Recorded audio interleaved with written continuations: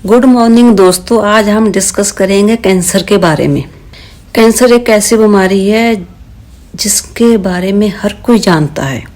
4 फरवरी को हम world cancer day मनाते हैं क्योंकि इसी दिन 2000 में पेरिस में एक वर्ल्ड समिट हुआ था जिसमें ये डिस्कस किया गया था कि बढ़ते हुए कैंसर को कैसे रोका जाए। उस समिट के बाद प्रत्येक 4 फरवरी को वर्ल्ड कैंसर डे मनाया जाता है। इस दिन कैंसर के बारे में लोगों को जागरूक किया जाता है। आज हम फोकस करेंगे महिलाओं में होने वाले कैंसर के बारे में। जो सबसे ज़्यादा कैंसर है वो ब्रेस्ट कैंसर है।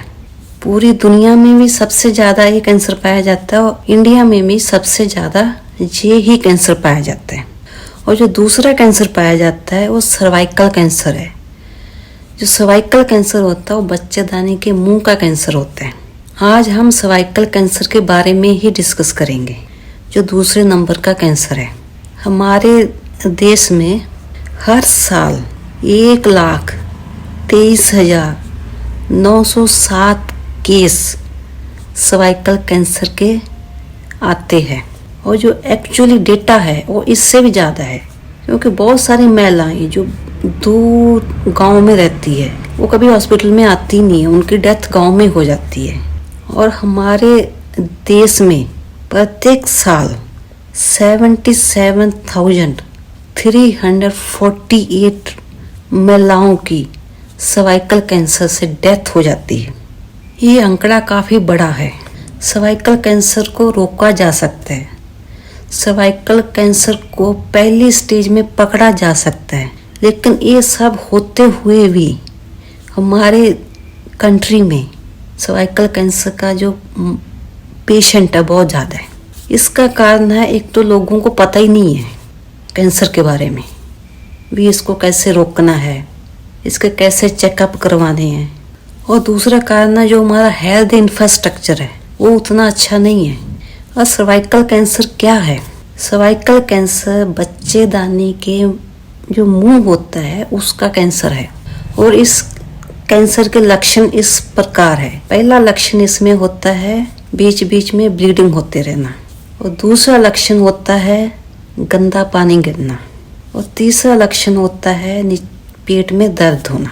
अगर आपको कोई भी इस टाइप के लक्षण है, किसी भी हॉस्पिटल में जाके अपना चेकअप करवाइए। जैसे मैंने पिक्चर में दिखाया हुआ है, जो पहली पिक्चर है वो नॉर्मल पिक्चर है, और दूसरी पिक्चर में आप नीचे सर्विक्स में देख रहे होंगे एक वाइट कलर का पैच है, ये कैंसर सेल है। फिर जैसे जैसे ये पैच बड़ा होता जाता है, जैसे जैसे कैंसर का ग्रोथ होता रहता है, तो ये आसपास की जितनी भी स्ट्रक्चर्स होती है उसमें फैल जाता है। अगर हम इस कैंसर को पहली स्टेज में पकड़ लें, इसका पहली स्टेज में पता चल जाए, तो इसका कंप्लीट इलाज है। ये जो कैंसर एरिया है इसको सर्जरी करके बाहर निकाल दिया जाता है। और सर्वाइकल कैंसर क्यों होता है? एक वायरस है जिसका नाम है ह्यूमन पेपिलोमा वायरस, और इसकी बहुत सारी वैरायटी है, 100 से ज़्यादा वैरायटी है, लेकिन सारी वैरायटी से सर्वाइकल कैंसर नहीं होता। और इस वायरस से सिर्फ सर्वाइकल कैंसर ही नहीं होता, इस वायरस से आपको मुंह का कैंसर भी होता है, आपको गले का कैंसर भी होता है। वो आपके जितने भी प्राइवेट पार्ट है, आदमी में और महिलाओं में दोनों को कैंसर होता है प्राइवेट पार्ट्स का। वैसे तो इस वायरस की बहुत सारी वैरायटी है, लेकिन 9 वैरायटी ऐसी है जिससे सारे कैंसर होते हैं। और इस वैरायटीज के नाम इस प्रकार हैं: human papilloma virus 16, human papilloma virus 18, human papilloma virus 31, human papilloma virus 33, human papilloma virus 45, human papilloma virus 52, human papilloma virus 58, human papilloma virus 6, human papilloma virus 11। Total 9 है जिससे सारे कैंसर होते हैं। वो सबसे ज़्यादा कैंसर होता है जो 16 और 18 वाले से। ये वायरस आपके सर्विस तक कैसे पहुंचता है, आपके मुंह तक कैसे पहुंचता है? ये पहुंचता है जो सेक्सुअल एक्टिविटीज़ है, ओरल सेक्स से, एनल सेक्स से, वजाइनल सेक्स से, किसिंग से, अगर आदमी या औरत किसी को भी इन्फेक्शन है तो ड्यूरिंग सेक्सुअल एक्टिविटी ये वायरस एक से दूसरे में चला जाएगा। अब इस कैंसर को कैसे रोका जाए? इसके लिए एक वैक्सीन है जिससे इस कैंसर को रोका जा सकता है। ये वैक्सीन जो ह्यूमन पेपिलोमा वायरस है उसको ख़त्म कर देती है। बाजार में 3 टाइप की वैक्सीन पाई जाती है। पहली का नाम है गार्डासिल 9।